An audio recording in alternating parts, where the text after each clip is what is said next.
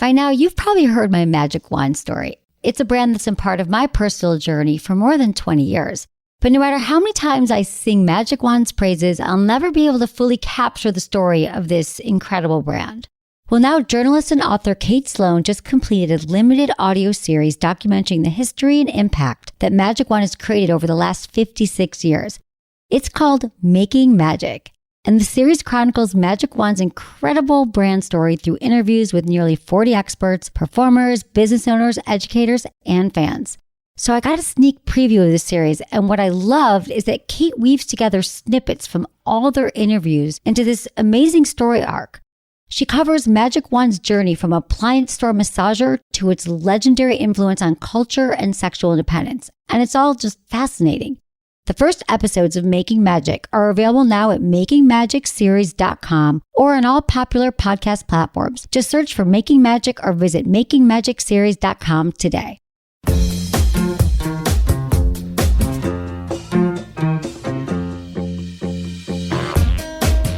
I'm telling you, there's a big difference between frequenting sex and being experienced, a skilled lover. A skilled lover takes time and years and wisdom and communicating and all these things. Look into his eyes. They're the eyes of a man obsessed by sex. Eyes that mock our sacred institutions. Bedroom eyes, they call them in a bygone day. You're listening to Sex with Emily. I'm Dr. Emily, and I'm here to help you prioritize your pleasure and liberate the conversation around sex. All right, today's show, you know how I'm always recommending therapy to callers? And I'm not a pusher, okay? But I just know there's lots of kinds of therapy. And hey, listen, if your car breaks down, you're going to take it to a mechanic. Well, if you're having a challenge, mental challenges, you're stressed, you're anxious, go to a therapist. Don't go to your mechanic. So anyway, I think we all need a little tune-up now and then. And today I'm joined by my therapist, Dr. Anadel Barbour. She's a licensed EMDR, marriage and family therapist, has a PhD in human sexuality. And we talk about how do you cope with a partner's anxiety? Like, have you ever been in a relationship with someone and maybe they're having anxiety for the first time? What do you do about that? We also cover fantasy. Is it okay if you fantasize about someone else when you're with your current partner? And also, what to do when your partner leaves you for somebody else. Now, let me explain this. I realized in listening to the episode after that I talk a lot about EMDR therapy, and I want to just give you a little breakdown because I realized I don't define it in this episode. So it's a type of therapy that was developed in the 90s, and it's a little bit different than talk therapy. It was initially created for war vets who were dealing with PTSD. But what they found is if you do this process, you follow a light with your eyes to kind of mimic back and forth the eye movement of REM sleep, or I actually do it with little buzzers in my hand. So it helps you essentially unblock your emotions. So you, in a sense, hear me out, reprogram your brain. And then you just begin to heal from fear and pain that are associated to, let's just call it emotional distress. It doesn't have to be trauma. It could be that time in third grade where you felt you were teased and bullied or something, you got left, your parents forgot to pick you up somewhere and now you feel like no one's ever going to be on time for you again.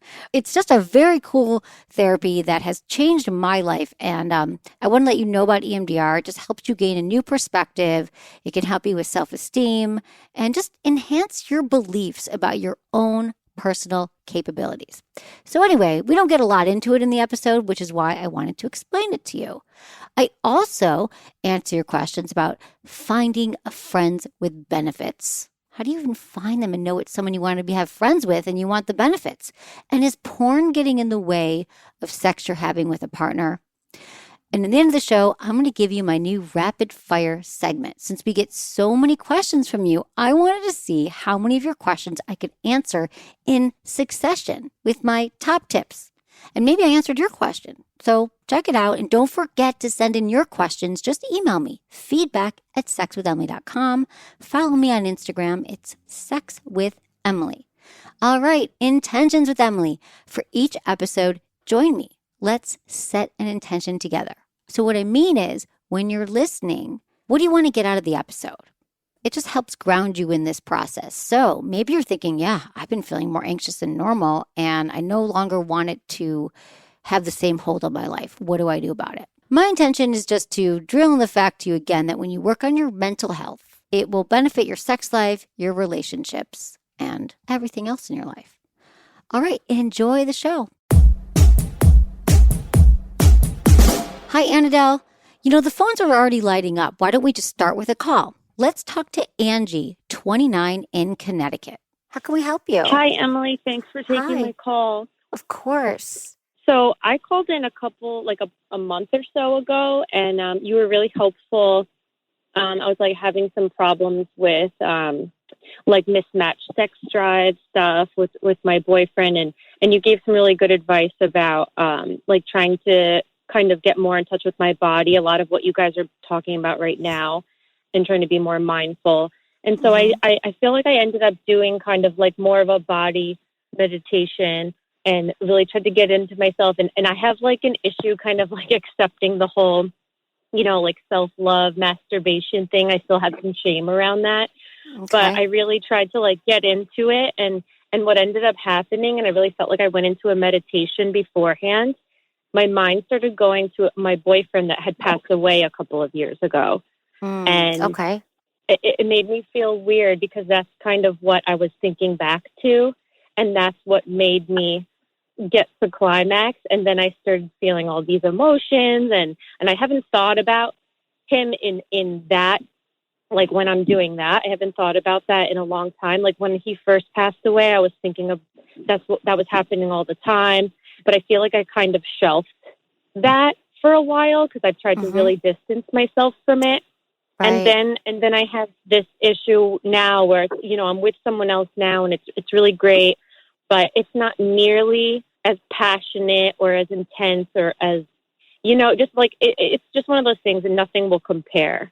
But then, it's a few years later now, and now I feel like it just comes in a little bit in waves or whatever. But Okay. Angie, I'm so glad you're calling back in. May I ask you a question, Angie? yeah. What is it you're trying to forget about? What's the it when you said, I'm trying to forget about it so I can be with my current boyfriend? Is it the passionate memories with your boyfriend that passed away that you want to get rid of? I don't want to get rid of it. I'm trying to, I guess not forget it, but just kind of I don't know, let go of it, I guess, just so, because I'm having a hard time, not comparing to what I have now. I mean, I think part of it is that acceptance too, knowing that it's not going to be, I think it's not about better or worse. It's more you had this experience that was beautiful, and to kind of accept the feelings as they come up, and thinking about your ex, and that, you're 29 years old, and I just feel like maybe it takes a while to deal with grief. I mean, I wish there was a timeline where you're just done and then you can move on. But it sounds like initially maybe you were in a shock and it was sort of repressed, and then you started doing more meditation, then it started coming up and being more present. And I think it's probably more about just making, understanding that and knowing that. I'm also hearing the black and white, I'm never going to have that again. And that always makes me go, well, maybe you won't be with your ex again, but you could still have some other kind of love and passion. And it's, so it's kind of a restrictive way of thinking as well. And I think a lot of just making peace with it and accepting it rather than judging it. Anadel, what would you say? I would say that, and I would say, I'm not going to minimize anything with this comment, so I'll explain it. We're not the thought police. In other words, many people have sex with their partners and they're thinking about something else. And for you, you're thinking about an ex that passed away. And so I'm not sure if you're experiencing some guilt because it was an ex, but I believe that whatever you need to be able to connect with your heart and yourself and your current partner is fine. I believe your grief will heal, and your connection with the new partner, especially if you continue to do this body exploration of your own, is going to be created. And to just give yourself a break that these thoughts come, because, I haven't had that experience where someone passed away.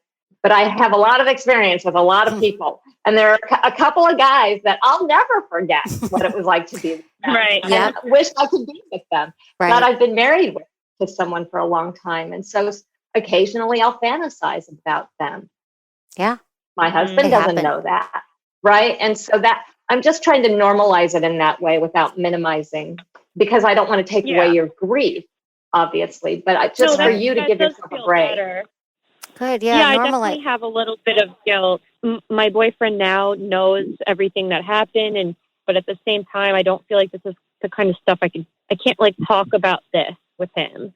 You know what I mean? Right. Yes, and that would probably not be very appropriate right now. Well, Yeah. Maybe someday you can, but you know. Yeah. And that's okay too. We don't just share it all so with our great partners. you're calling Emily. Yeah. I'm so glad you called in. And I think it sounds like you sound a little bit better just knowing, like, and hearing from Anadel, like, it's okay to we want to normalize it for you, right? The more if you can just say, it's okay, this is what I'm experiencing, and you're present with it and not judging it. Yeah. Okay. Yeah, that does feel better. Thank you. Oh, good, Angie. Thank you for calling in. Stay in touch, okay, Angie? thank you We're both. sending you love.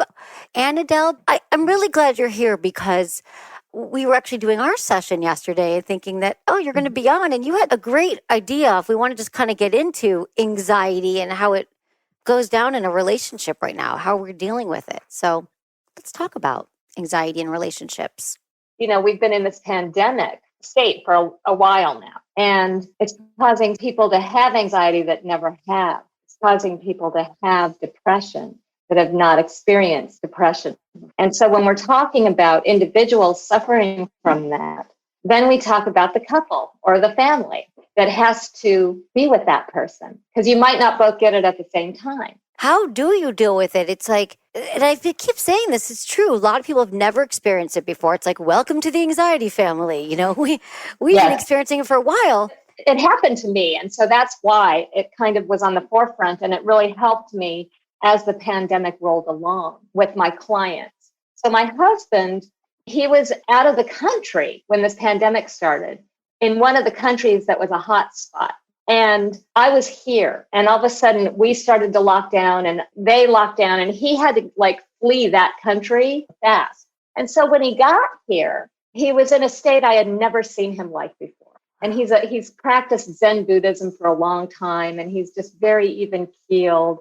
And so when he came home, I just saw in his eyes, he just looked different. And so we started talking, and he said, this is the first time in his life he understands what people with mental illnesses and mental challenges go through, because he could not deal with his sudden fear of death and dying and thinking everyone was going to die. And it created so much anxiety in him.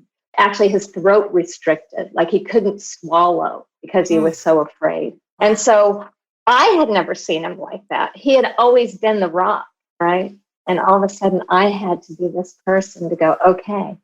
And here I am a therapist, but I didn't want to be his therapist. Of course. Right. And I got enough people. Right. And yet all of a sudden then my survival skills kicked in. And so I was just able to find out what his needs were. I let him have space. And because I'm an EMDR therapist, I was able to teach him some coping skills and calming skills, things like that, which helped him a lot. But it took a couple of months for his anxiety to go away. And it really was about, like, his libido disappeared completely. Kind of weird, because he's 8 years younger than I am. He always had more of a libido than I did, even, right? And all of a sudden he didn't have one. And at first I thought it was maybe I should do more to try and, distract him. But it was really about letting his body and his mind relax and do what it needed to do. So it was very interesting, and it took a couple of months. And finally, I actually did some EMDR sessions with him, and we found some deep-seated trauma that he was able to reprocess. Wow. And things started clearing up. So, phew. But, it all of a sudden I had clients coming in going, oh my God, I have so much anxiety. I don't even want my husband to touch me, or I can't talk to my kids. I'm afraid they're going to die. And so it's these fears that came up that people didn't have before. Yeah. Well, Anadel, thank you for sharing that, because you're also showing that we're therapists, but we're human, right? Like, it doesn't mean that just because you are, it still happens. And then Yeah, how did you start to, did he feel okay talking to you? Like, that's also an interesting dynamic to shift, whether you're a therapist or Yes. not, to go into the caretaker role. One night I went out to get some food. And when I came back, the bags ripped and all the food fell all over my feet and the floor. And, I reacted like I was upset and pissed. And when I looked up, all he was doing was standing there like a deer in the headlights. And he had never been that way before. He looked like he just didn't know what to do. And it was something quite simple, just food on the floor. Right. Wow. And so Right. then I knew it was bad. I knew it was bad. And so I cleaned everything up and we sat down that night and I said, what can I do? What can I do to help? Because I've never seen you this way before. And because I just waited until he was ready, he began to cry a little bit and he said, I don't know what to do. I just need you to be here. And so that's what I did for like a week. I was just there whenever he needed me, when I wasn't working. And then I was able to make suggestions about doing some different breathing exercises, just to bring some awareness to his reality, not the fears that he's having. So counting breaths always helps. Slow tapping on your knees, just to calm your nervous system, with repetitive phrases about calming your mind, calming your body, being okay, looking around for objects so that you feel comfortable in your home where you are. And so those were the things we started with. So it wasn't about going into the fear. Like if he was saying, I have a fear that I'm going to die, or I have a fear, you weren't entertaining the thoughts of what they meant. It was more like, because I think so many of us would go into the analytical side of it, or it's not true, or you're going to be fine. But you know enough to say, let's just be mindful, be present. Calming the nervous system entails bringing yourself into the present moment.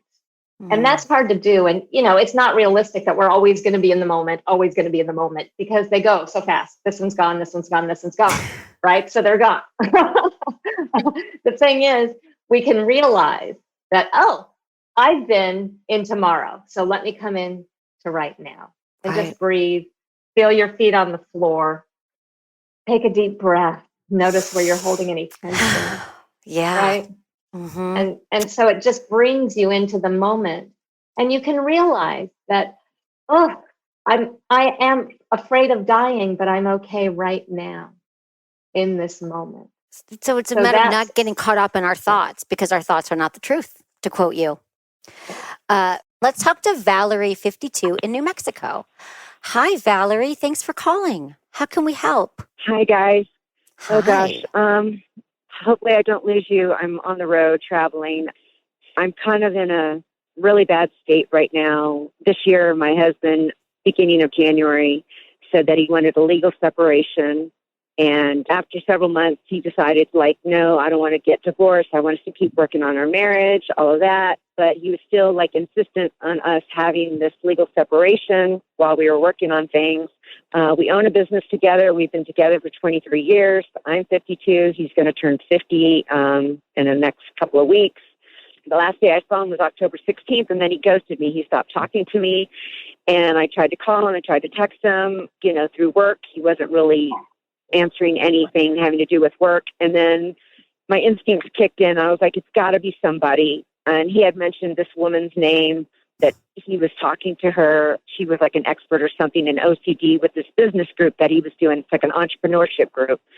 I get our mobile bills. I started looking and I found her phone number and I put it in my phone just in case. And then sure enough, all this started happening at the, in October when he wasn't talking to me. And I looked it up on the mobile phone and I started matching up her phone calls with what was on the calendar. So I was like, okay, fine. They're having conferences during these days. It's all good. Well, then after I left, they went from 3 days a week, 4 days a week in the evenings for 3 or 4 hours. And so all those times when I was trying to call him or get a hold of him, he was talking to her. So long story short, on November 14th, he told me over the phone he wanted a divorce. He said, it's over. I'm done. And I said, it's her, isn't it? And he's like, no, it's not her. Why would you even bring her name into it? And I was like, because you've been talking to her. I saw all the calls on the mobile bills, and you've been talking to her all this time. he wouldn't answer me. So I was like, well, you know what? I have her number. I'll call her. So I called her up. She couldn't talk to me very long because she was with her daughter. This is so-and-so, and I was calling because I'm, so-and-so's wife, and she said ex-wife, and she said it twice. And I said, did he tell you that we were not married, that we were divorced? She's like, I just assumed. And I was like, no, we are still married. I'm like, we're working on our marriage. We talk every day. And Right. he bought her a ring, and I called and canceled the ring. But then I found out on Facebook over Christmas, there was a photo that she posted of him and her, and there she is with the ring from Cartier. And Sounds now really he's bought her a painful. ring. Okay. So Valerie, What is going on with him? this sounds like a really painful situation. Yeah. Go ahead, Anadel. What's going Yeah. on is he has left you, unfortunately, for the moment. He's not really working on this. If he's buying a ring and going on Facebook, he wants to have his cake and eat it too. So my question to you is, what's going on for you? How are you going to be able to take care of yourself and you take charge and empower yourself from this moment on? How are you going to do that? That's what I'm trying to do every day. And my girlfriend, she lives in New Mexico, and she's like, come and stay with me. So I'm on the road. I've been traveling. That's a good all idea. day. That's a good idea to I go be gotta- with a girlfriend. That's exactly what I would recommend that. So, Yeah. Absolutely. I'm on the road to go see her. I've got about 2 more hours left of my trip. and yeah, I think it's about acceptance right now. This is what I think Anadel's absolutely right that I know that there's going to be a lot of anger and a lot of sadness. And it seems like it's happened fairly sudden and you feel betrayed and there's trust and it's messy. And I love that you're going to be with a friend that you feel safe with and that you trust. And I would just recommend that I think therapy would be incredible right now as you're going through this because it's a whole bunch of new emotions. There's so much going on right now, Valerie. I wish we could help you in just this evening. I'm just really sorry that it's happening. And I know that there's the why is this happening and how can I do it and what do I do with my husband? But I think that really understanding what's going on with you right now, what the reality is that he's not there. So And I just what can don't you know do? how could he have moved on so quickly? Is that what they do? Is he feeling guilty? It's not what they do. It's what some people do. It's Some not what people they do. do. It's what some people do. And that's what he did. And unfortunately, at the moment, I think the important thing for you is to accept that he's playing around with this person who you've even spoken to. And she called you the ex. So she has her ideas of what's going on. And it takes a lot of energy for you to try and stop what he's doing. It's going to take more positive energy for you to take care of yourself and love yourself. I think the work is going to be loving yourself so that you don't need him anymore. Yeah. And it's Right. going to be a And journey. that's- I do recommend therapy. Valerie, we got to go. Valerie, call me back. I know. We'll be here every night. Dr. Anadel Barbour, thank you so much. Thank you. People can find you at anadelbarbour.com. That's ANADELBARBOUR.com. When we come back, I'll answer a question about finding a friends with benefits.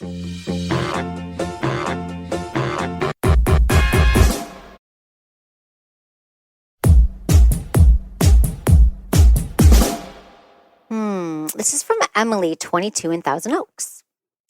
I feel like all my friends are very experienced with sex and only feel open to talk about it sometimes. I still feel very inexperienced. I haven't been with many people and I'm not sure how to put myself out there, especially during a pandemic. I hear you, sister. I don't even know if I've ever experienced pleasurable sex because I don't think I've ever had good sex. I'm a pretty tall girl, so it's uncomfortable for me to be on top.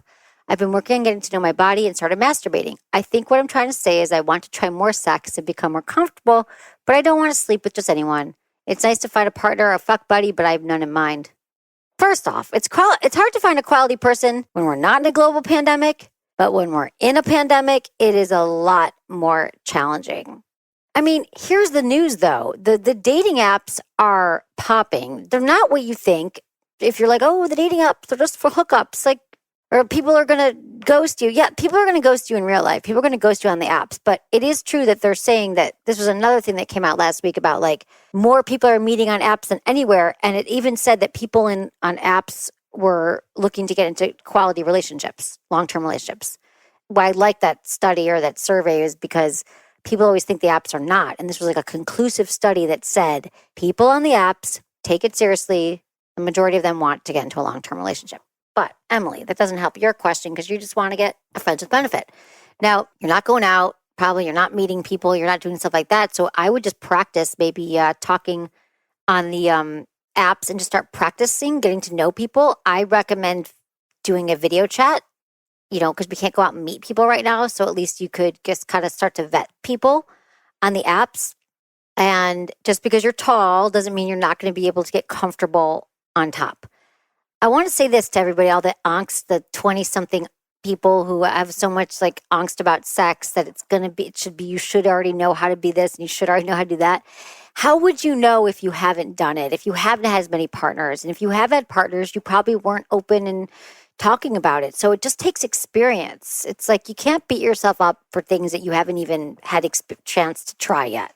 I like that you just started masturbating. I think that's great. And it's also important to continue to not just masturbate, though, like get comfortable with your fantasies. Read erotica, listen to erotica, get in the mood, start thinking about, different ways you can pleasure yourself. Because the more that we love on ourselves and have more orgasms and start to understand our bodies in all ways, you'll be so much more equipped to be in a healthy sexual relationship because you'll be able to express your needs. You'll know what feels good to you. You'll know who you are more. I just think that you got to maybe just ride this one out a little bit, Emily. And I think that you say, I feel like all my friends are very experienced with sex. I doubt it. If all your friends are 22 years old, they're not experienced with sex. They might have had a lot of sex. They might have had sex with 100 people. Their number might be 100. But I'm telling you, there's a big difference between frequenting sex and being experienced, a skilled lover. A skilled lover takes time and years and wisdom and communicating and all these things. So they're in the same boat you are. Consider yourself starting now. 22 is a great time to start experimenting. And I don't know, you know how you know when you meet someone and that you want to be friends with them? We should just use that same test when we want to start dating someone, okay? Hear me out. If you want to become friends with someone, they're interested in you. They call you back. They make plans. They're there for you. They treat you well. You feel better when you're with them and, you feel safe. You're not walking on eggshells. Let's put that same litmus test, that's those same values when we're looking for a partner, like a boyfriend or a girlfriend or anyone you want to be with. I don't know how this culture got caught up in like, oh, well, they were ghosting me or they were not that great at the beginning and they were hot and cold and they were in and out. It's like, then dump those people they're going to be like that all the time. Someone who was there and then they pulled out or they ghosted you or they were dissing you or they weren't available. They're never going to be available. But go with people who make you feel good from the jump. So that's how you're going to find someone and then see if you can build something from that. I mean, I don't know, but I think a lot more of us are sapiosexuals, meaning our brains, we want to have engaging conversation with someone. We want to feel emotionally safe, intellectually stimulated, and then we're going to be turned on. So what I love about the pandemic now is that I think for a lot of us, we can actually spend some time getting to know someone and sort of start to build the attraction, the arousal, the excitement of getting to meet them in person. It won't be this awkward groping in the dark hug-up thing where you barely know someone.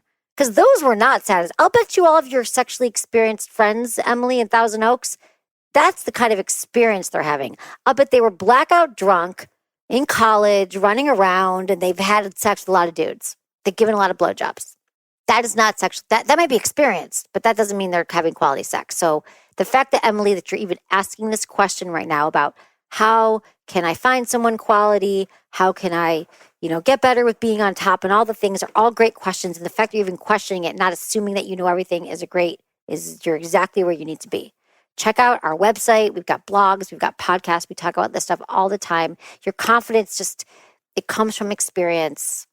It comes from experience with your own body and with other people. But I just think we got to get over all of our worries and fears around dating apps because they're here to stay. And during a pandemic, you can tell if people are being safe. A lot of people have the masks on when you're swiping, all those things. We can talk to Robert, 45 in California. Hi, Robert. Thanks for calling. Hi, how are you? Good. How's it going? How can I help? My God, I love your show. I listen to you all the time, and I'm not a straight man, Okay. but I love listening about how girls get their thing on. It's awesome. I'm But so glad, Robert. it is so great. I'm like, I went to Pleasure Chest. I'm like, I think there's this toy I heard about, and Emily. Oh, we love Emily. At any rate, my I question love Pleasure to Chest. you They're right is, down the street. oh, good. Maybe I'll see you at the coffee shop. I would love My it. question is, since this pandemic, I've been watching a lot of porn. I mean, it's just like, I don't want to touch anyone. I don't want to go on a date. I don't want to, what can you do, what you can't do. And now I'm thinking like, oh, it's almost easier, but I think it's ruining my dating life. Like if somebody's asked me out and then my criteria goes way high, and then I think that should be lighting in the bedroom and you just have the perfect body part. Oh, because of all the porn? Yeah, I mean, absolutely. Yes. So that's all you've had. You haven't had any real life experience with humans. I love that you're calling in about this, Robert, because it sounds like you know. It sounds like it's gone a little bit too far. And so now you got to reel it back in. You're not doing anything wrong, but you're noticing it before you go off the rails, right? That's like what happens to people who drink too much or porn sounds like. And now that your standards are raising, it's super comfortable. It's always accessible and you can just stay home forever, but you don't want to stay home forever. And you've probably had enough relationships or sex in your life to know that that's actually not real sex anyway. But sometimes as too much time's gone past, you're probably forgetting what is real sex like. So I would recommend that you, if you can, roll back on the porn, stop watching the porn, maybe try to masturbate without porn, just thinking about experiences you've had in the past, having more somatic experiences where you're touching your body and you're thinking about how it feels to, explore different parts of your body and force yourself to start going out with people. Like even if it's a lunch for an hour with a mask or go for a walk, because I think that you've built up, it sounds to me like you've built up this whole thing in your head now. And you just got to bite the bullet. I'm just saying you got to do it. Just, even if people don't seem great, just be like, it's an hour of your life. And if you do that a few times, I think first you're going to realize oh, wow, yeah, this is great. I realize that, I miss people. So that's one thing. And then I would also just say, with the porn, try to cut back. Do you think you could do that? Or even if you can't, just don't masturbate for a few days. Put that time into dating apps Yeah, it's frustrating because, now with the pandemic, it's like, okay, what can we do? I have a feeling that glory holes are going to be the thing coming up. They are. Well, the CDC said glory holes is one of the safest ways to have sex. Well, I'm opening up a freaking warehouse. Seriously, I bet you they're popping up all over LA. But, I mean, how do you meet people typically? Well, it used to be see them at the gym or I'd, run them at the dog park or there's an app here or there. But I think people are a little skittish about the app thing. So I'm not I can chat with my dog. I don't need to chat with some person on an app that it usually doesn't go anywhere. So and I'm reconnecting with some of my friends that I'm reaching out to because, we're all kind of isolated. Now, I also have a teenage kid at home. So my teenage kid, I have I don't bring anybody over. I'm not going to go spend the night with somebody. So then there is that part too. That's a big thing. That is a thing. Well, you could just start to meet somebody. What if you take the pressure off yourself that you have to meet the perfect person right now, the perfect guy? I would just kind of start to go. I mean, I see my friends for walks. We wear a mask. We do that stuff. So I feel like, and you could also let your friends know, ask them if they know anybody nice to fix you up with. I mean, that's how I've met people a lot. I have friends who are like, oh yeah, let me think about it. Or they'll call me a week later. But I feel like you will be able to break through this. And I know that you have your son, but maybe he'll be seeing a friend, or there could be a time it could just be like a lunch or a coffee. But I think start to just change your behaviors just a little bit, because that sex is not as beautiful and well manicured as it is in porn. And it sounds like you're using it as an excuse. I do know that. I would love it to all be like that, but I don't think my mind is. First of all, I don't feel like I'm in that shape to be in that other side of the porn. Anyway, well, there you go. Sometimes we're the harshest critic because we don't love we're harsh on ourselves. So love yourself, and by doing that, you need human interaction. You need to get out there. So force yourself. You'll feel so much better if you do. Even if it's a coffee with someone who's not Mr. Right, it could be Mr. Right now for coffee. All right. Right. Well, no, thank you for saying that, because it has been a pattern. Like I try to find the perfect, and if it's going to Take work the or it's not pressure going to work, off. it doesn't Perfect have to doesn't work. exist. Yeah, Take the pressure off yourself. I'm giving you permission to go out with somebody that you deem is even mediocre. You never know what's going to happen. Okay? you never know. You're you know? allowed to go on a mediocre date, Robert. I'm so glad you found the show, right. and thank you for listening. Maybe I'll see you at Pleasure Chest. I love you. Love you back. to death. Thanks for calling, Robert. Have a great night. I appreciate you. Yeah. All right, we're going to take a quick break, but when we come back, I'm answering your rapid fire questions.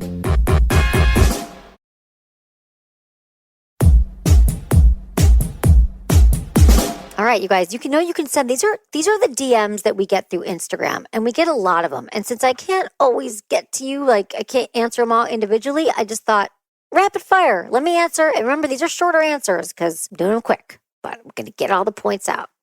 So let's answer your questions. Rapid Fire with Dr. Emily.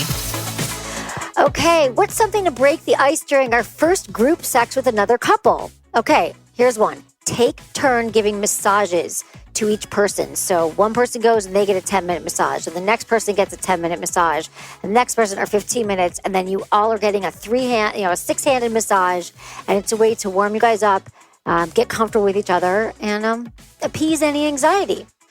Sometimes, this is from Rachel 32 in Texas, sometimes I'm so turned on, but I can't orgasm while having sex or masturbating. Why? Well, remember I say your brain is the most powerful sex organ? When your brain is anxious and worried and about something, it's going to be less likely to orgasm, especially if you're focusing on orgasm. So my advice is to focus on your breath and focus on what you're feeling in the moment, whatever you can do to get out of your head and into your body.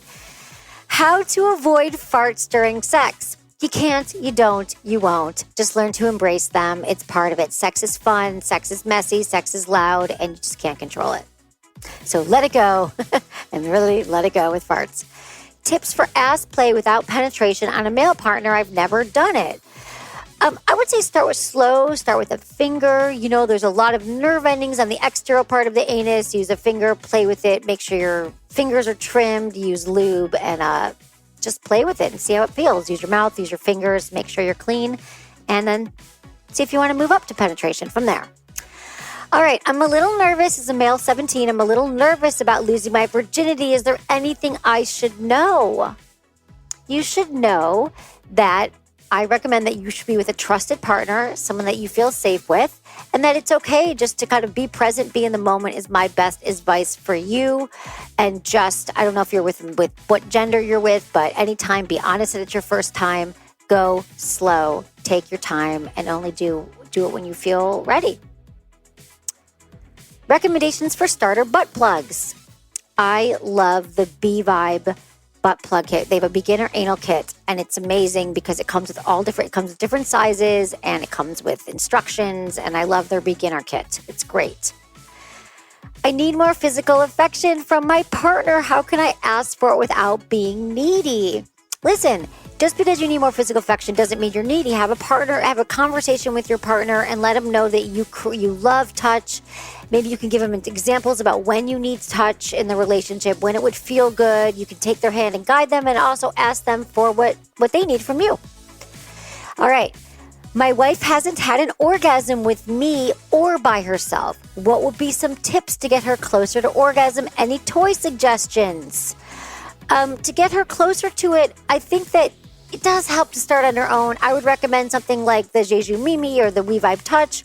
I would recommend using lube, and I would tell her to go slow, pay attention to her body. I mean, you could help her out, but I think it's always helpful to have a first orgasm on our own. And again, tell her to relax and get out of her head and into her body.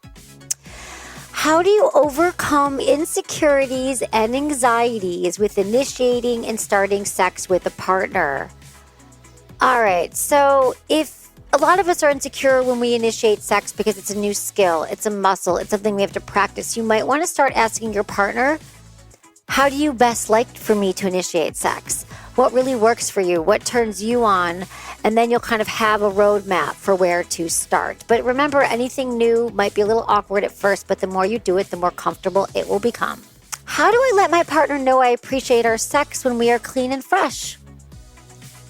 Maybe you could just say to him, hey babe, let's jump in the shower. And then after you take a shower together, you could suds each other off, suds each other down, dry off, and then say, I realize I really like it when we're clean. It really makes me want to devour every part of your body. Reinforce it. Can girls squirt during orgasm? Sure, girls can squirt during orgasm. They can squirt after orgasm. They can squirt before orgasm. Girls can squirt all different ways. Afraid of having sex with my friends with benefits because he is not social distancing and masking. Help. Don't have sex with him. If he is not being safe about his health and he's not being safe about your health, just avoid it and don't have any benefits. There's no benefits to being with him right now. I guarantee it. Does semen always taste bad, so bad, or is it dependent on food habits? You are what you eat. And if you're eating foods that are not great for you, they're not going to taste great in your mouth.